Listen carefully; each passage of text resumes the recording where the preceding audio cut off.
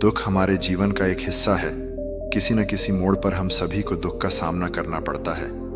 एक बार महात्मा बुद्ध अपने शिष्यों के साथ एक गांव में एक घने पेड़ की छाया में बैठे थे।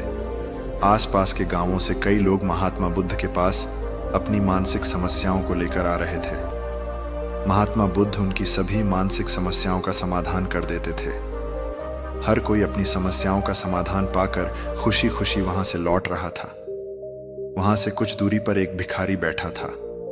वह हमेशा दुखी रहता था और अपनी किस्मत को कोसता रहता था। वह लोगों को बुद्ध के पास जाते हुए देख रहा था। उसने सोचा कि अभी थोड़ी देर पहले ये लोग दुखी दिल और उदास चेहरे के साथ उस महात्मा के पास गए थे, और अब वे कितने खुश होकर लौट रहे हैं। आखिर क्या बात है?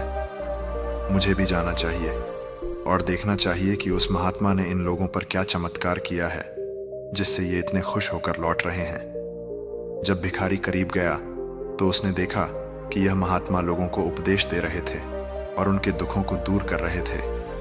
यह देखकर भिखारी की भी तीव्र इच्छा हुई कि क्यों न मैं भी इस महात्मा को अपना दुख बताऊं। मुझे भी अपने दुख का समाधान जरूर मिलेगा।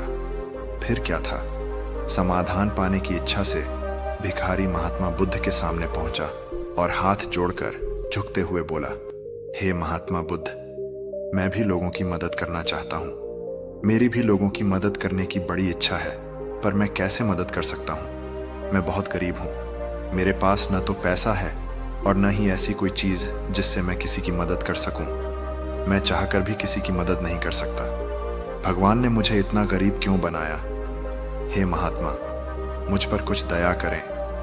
यह कहते हुए भिखारी रोने लगा।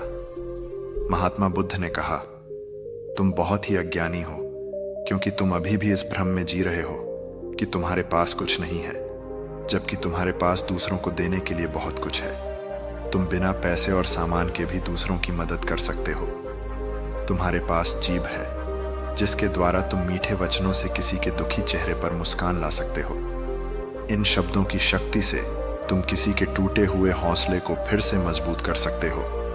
इन शब्दों की शक्ति से तुम किसी के मन में सकारात्मक सोच के बीज बो सकते हो और उसे गलत रास्ते पर जाने से रोक सकते हो। तुम्हारे दो हाथ हैं जिनसे तुम किसी कमजोर या असहाय व्यक्ति की मदद कर सकते हो।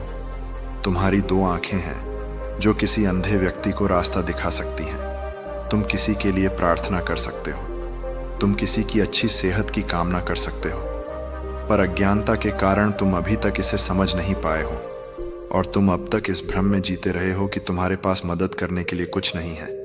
किसी की मदद करने के लिए पैसे और सामान का होना आवश्यक नहीं है। बिना पैसे और सामान के भी हम कई तरीकों से लोगों की मदद कर सकते हैं। महात्मा बुद्ध के इन सुंदर और ज्ञान से भरे शब्दों को सुनकर भिखारी के चेहरे पर मुस्कान आ गई और वह खुशी खुशी वहां से चला गया। दोस्तों, हम में से कई लोग यह सोचकर दुखी रहते हैं कि मेरे पास ये नहीं है, मेरे पास वह नहीं है। हमारा दुख हमारे हालात पर निर्भर नहीं करता, बल्कि हमारे सोच पर निर्भर करता है। अगर हम यह सोचें कि हम इतने गरीब क्यों हैं, तो यह सोचकर हम अपनी किस्मत को कोसते रहेंगे और हमेशा दुखी रहेंगे। इसलिए हमें इन चीज़ों के बारे में नहीं सोचना चाहिए। हमें स्वयं को समझना और स्वीकार करना चाहिए। अपने मन और आत्मा को मजबूत बनाकर हम जीवन की कठिनाइयों का आसानी से सामना कर सकते हैं।